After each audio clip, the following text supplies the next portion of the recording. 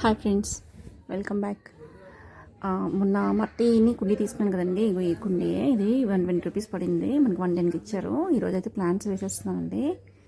కుండీ అయితే చాలా పెద్దది. మేమైతే మట్టి తీసుకుని 100 రూపీస్ తీసుకున్నాము. అంటే 10 కేజీస్ 100 రూపీస్. ఆ మట్టి అంతా ఈ కుండీకి పట్టేసేటట్టు ఉంది. అంత పెద్ద కుండీ ఇది.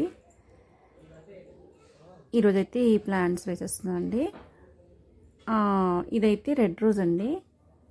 చెప్పాను కదా, మా హస్బెండ్ 2 ప్లాంట్స్ తీసుకొచ్చారు ద్వారపుడి వెళ్ళి అని చెప్పాను కదా. రెడ్ రోజ్ని ఎల్లో రోజు. రెడ్ రోజ్ వేసుకుంటున్నాను. రెడ్ రోజ్ కోసమే ఈ కుండీ కొన్నానండి. ఎల్లో రోజ్ కోసం అయితే ఇంకొక పాత కుండీ ఉంది, దాంట్లో వేసేస్తాను. చూడండి ఎంత మట్టి పట్టిందో దీనికి. ఇదైతే కంప్లీట్ అయిపోయిందండి. ఇది చూడండి కలర్ ఎంత బాగుందో. చాలా డార్క్ రెడ్ ఇది. కాకపోతే ఎక్కడ చిగురు కానీ మొగ్గ కానీ లేదండి. దీనికి ఏడాకులు కూడా వచ్చాయి. మా హస్బెండ్ తెలియక తీసుకున్నారు.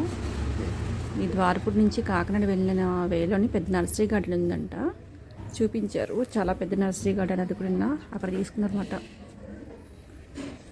దానికి తీసుకున్నారు. మరి ఎలా గ్రో అవుతుందో చూడాలి. ఇంకా ఎల్లో రోజ్ అయితే వేసుకున్నామండి. ఇది పాత కుండీలో వేసేస్తాను. ఇదేమో వాటర్ క్యాన్, ఆయిల్ క్యాన్ అండి, కట్ చేసి పెట్టుకున్నాను ఏదైనా వేయడానికి.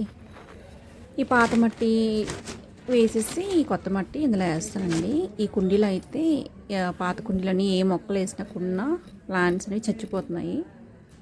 అందుకనేసి ఆ మట్టి అంతా తీసేసి దీంట్లో కొత్త మట్టి వేసి పెడతానండి. ఇవి మా మదరు పుదీనా వేసారండి కాడలు, కానీ అవి కూడా ఎండిపోయి, అందుకే తీసేస్తున్నాను. మట్టి కూడా తీసేసి కొత్త మట్టి వేసి ఎల్లో ప్లాంట్ వేస్తాను. ఈసారి ఎలా గ్రో అవుతుందో అసలు చూడాలి. మట్టి ప్రాబ్లమా కుండీ ప్రాబ్లమా తెలిసిపోద్ది ఈసారి. సో పాత మట్టి అంతా అలా పెట్టానండి. అందులోని ఎల్లో రోజ్ కూడా వేస్తానండి. ఈ ప్లాంట్ కూడా.